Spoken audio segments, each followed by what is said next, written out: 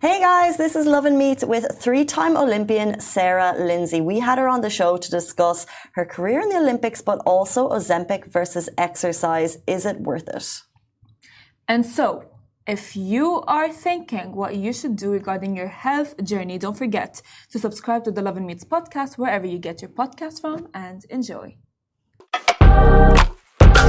Hey guys, welcome back to the Lovin Dubai show. Today's guest is Sarah Lindsay, a three-time Olympian and founder of Roar Fitness, known for her training top celebrities. Sarah is also a passionate advocate against the use of Ozempic for weight loss, which is the topic we're going to delve deep into today. Welcome to the show, Sarah. Thank you so much for being here. Thank you for having me, ladies. Thank you so much for being here because honestly, as Casey has mentioned before the show, this is a topic that we're very excited to talk about. But before we talk about Ozempic, as a three-time Olympian, how do you reflect on the time that you devoted to sport? I mean, it was my whole life. It was, 20 years. And it's been quite a while since I've retired. So it seems like a long time ago, but at the same time, kind of like yesterday. But a very different life to now, for sure. It's interesting. So you went from being an Olympian, and the question is kind of like time devoted to fitness, and you've obviously worked with celebrities. You're recognized as a celebrity trainer. So when you work with them and the time that's expected to kind of achieve that body, what is expected from us when you're working with us and celebrities? Like, what do we need to achieve fitness time-wise? I think, it's 3 times a week. People expect to have to do running every day and be really strict with their food. But actually what I'm asking of people is just 3 hours, 3 times a week, which has got all the results, which is, what we're known for ultimately. So it's not this huge time commitment. You need to recover. It's not just, train more and more and more and eat less and less and less, because where does that go? It's, you need to train hard, you need to recover, train hard, recover. I need you to come in with energy, not being tired. 3 times a week. I'm done. That's all. I'm writing notes in my head. I'm literally I'm actually, I'm thinking because you have trained celebrities like Ellie Goulding, Piers Morgan, and so on. So what are the biggest challenges that you face? Because of course it's not that easy if, when training big celebrities. And what's the biggest mistake that we all are doing as a collective? I actually think what I just said, the fact that everybody's trying to just do more and more and more and making themselves really tired. And I think that sort of perception of what you really have to do, it is a lifestyle, it is a commitment to achieving the goal. But I think it's far easier. Once you know what to do, it's far easier than people expect. But everybody has something that's going to get in the way, something that makes it difficult for them. And I think a big part of our job is finding solutions for that, whatever it is. Well, that's the thing. We all have that mind block. Everyone has that one thing. And I think if someone's watching now, I think the hardest part of the fitness journey is starting it. So to anyone watching now who is there and, we want to be in our routine, we want to get better, what advice would you impart with us as people who want to start that journey? I think it is that nervousness to walk into the gym in the first place. I think that is the hardest bit for people. And I think sometimes you just have to bite down and take that first step. I understand how daunting that can be, but please remember that everybody in the gym started at some point. They're not all experts. You think you're going to look around and everybody knows what they're doing and you're the only one that doesn't. But once you've got into this journey and you do understand what to do and you do understand how to train, then you walk into a gym and look around and you think, oh, actually, most people are doing it wrong. So you just need the knowledge. You just need a bit of education and a bit of understanding. And I think it helps you sort of get past that first barrier. The fear. I mean, I love that you said that because, of course, I've gone to the gym a lot of times. I'm like, oh my God, are people judging me? Do I know what am I doing? And as well, there's a question that I would like to ask. For example, there's a huge misconception that we need to be healthy throughout, for the rest of our lives, and that if we break off let's say our diet or our healthy eating habits for a certain period of time, which can be due to emotional stress or things that we are going through, it's oh my God, it's all gone, and then you lose all of the motivation. So what is the one misconception regarding that you would like to tackle? Well, I think once you get out of a habit, so like it takes some time to build a habit and, you know, make those sort of healthy choices every day. And it's always going to be beneficial to be as healthy as possible. You know, underlying whatever you're doing, you know, optimal health has to be a goal for longevity and feeling good all the time.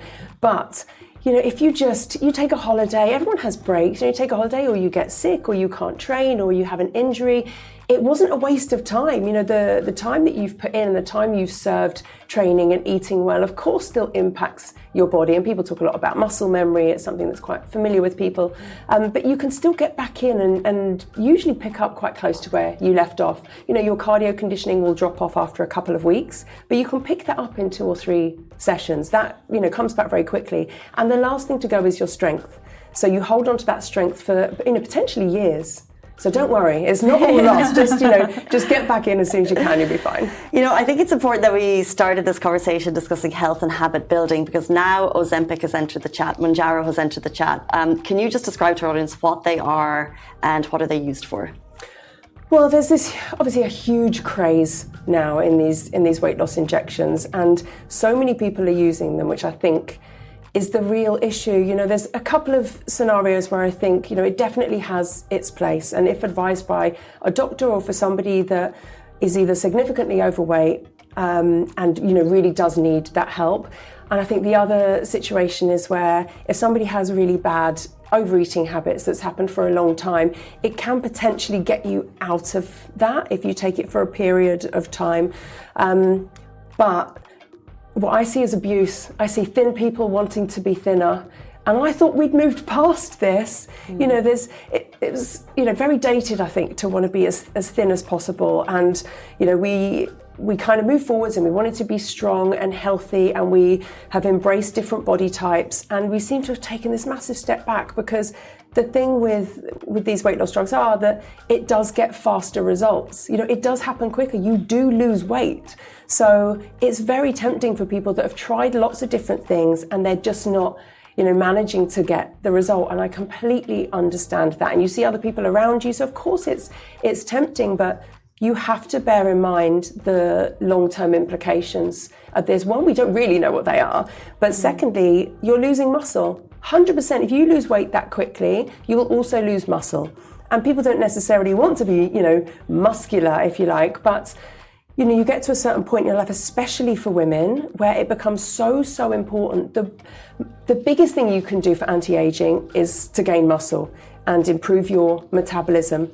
You know, you need to be able to eat as much food as you can to get as much nutrients into your body to be as healthy as possible. And the more muscle you have and the higher your metabolism, the more food you can eat. Right. So if you reduce that and you reduce your metabolism, you can't eat food or lots of food without gaining weight. So then you end up not eating very much and being malnourished.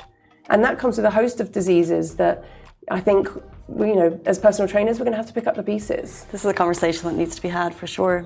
Agreed, and as well because like we have seen with the Ozempic or Mounjaro, you know, when people who are using it or like having the injections, they have like the Mounjaro or like Ozempic face of like this sudden.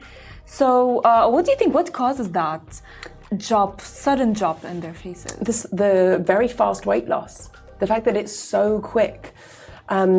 You know, you lose weight from everywhere, you lose muscle, and also muscle from your face. How hard are we working to, you know, to keep our faces youthful? But when you remove all the fat tissue, that obviously also comes from your face as well. And that sudden loss and that loss of elasticity will make the skin drop.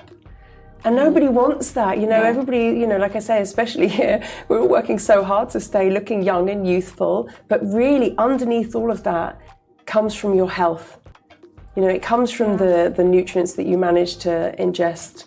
So, yeah, it's just trying to, I think, point out all the sides to this so people can make a more educated decision instead of that sort of knee-jerk reaction to hearing something good or feeling bad that day and thinking, right, I'm just going to take this route. There are better ways to do it. But that's the thing, and it's important to have the conversation that we're in no way advocating the use of Ozempic for weight loss from this side, but it's also understanding that weight is such a sensitive topic for people, and when someone feels like they've tried everything, and you're looking at these people on Instagram, you know that they're using it, and you want to say, okay, I want to use it, but I want to approach it logically as well. Yeah. Have you had anyone come to you and say, I want to try this because I feel like I'm at the end of the road in terms of weight loss. I can't achieve it, but I want to do it in a safe way. Has that conversation come up? And if so, is that possible?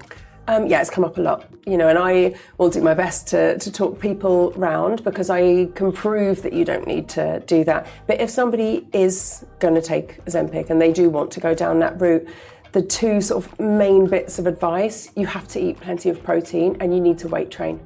Forget trying to do the other things that, maybe traditionally you've believed will help you lose weight, like doing lots of cardio. That's only going to make your situation worse. You're going to lose more muscle. So the best thing you can do for yourself is try and maintain your body composition as far as the muscle mass goes, and keep weight training. Just keep stimulating the muscle as much as possible, and hopefully you'll maintain more of that while your body loses body fat. So lots of protein, lots of lifting. Can I just ask, I'm very aware of Ozempic. I've seen it in the media for a couple of months now.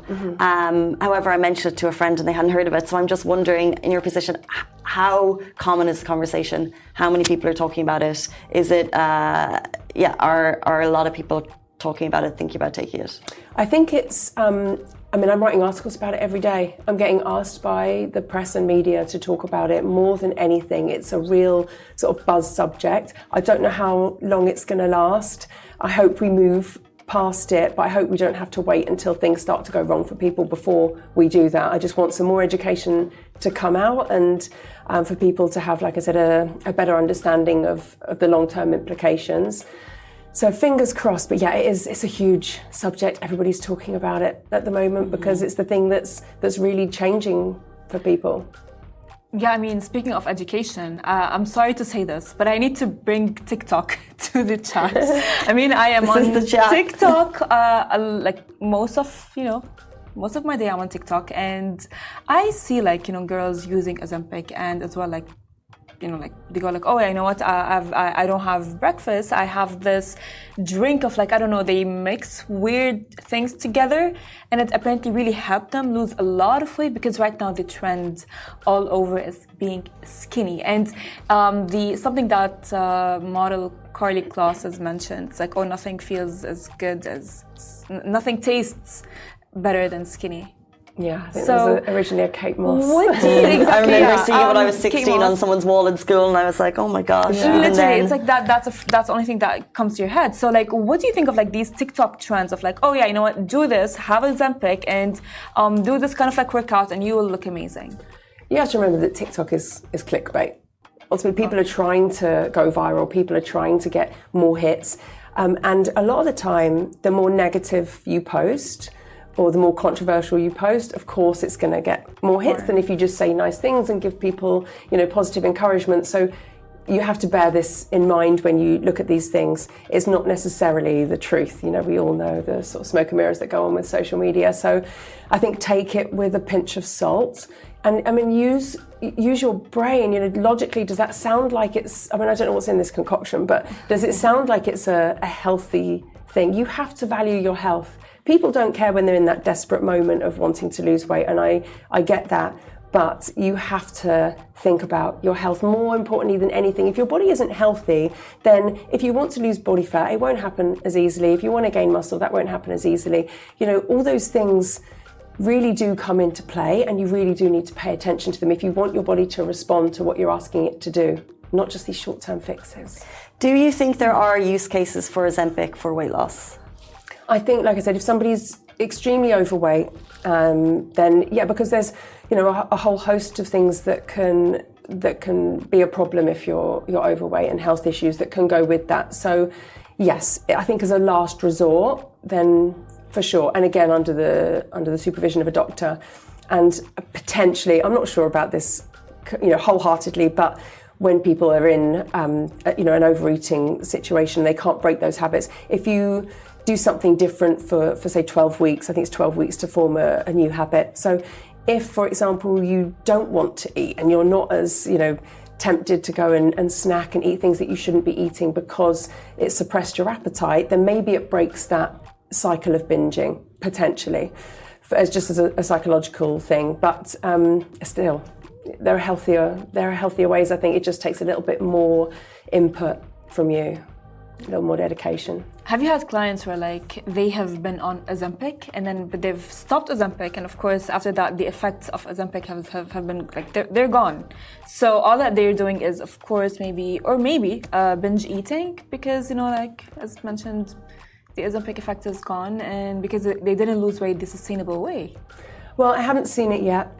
I don't know many people that are taking Ozempic, and like I said, I've managed to talk people around and try this first. We have this enormous wall of transformations, these before and after pictures in all of our gyms, and I think that can be really inspiring to people. So showing people that it can be done a different way is the route I'm trying to go down. And I do hope that if people do go down, the Ozempic route, then it doesn't have a terrible, negative effect on them, and they can sustain it, and they've got themselves, because sometimes it's hard to make that change and to get there in the first place, but maintenance isn't as hard.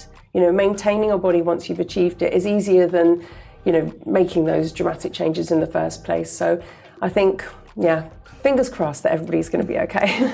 There are healthier ways. I think that's where we'll leave it. Absolutely. If you're thinking about Ozempic, say no. If it's not an absolute health requirement. Sarah Lindsay from Roar Fitness, thank you so much for joining us this morning. Thank you for having me. And that brings us to the end of the show on this Monday morning. Thank you, Farah. Thank you, Casey. And we'll be back with you tomorrow morning, same time, same place. Bye-bye.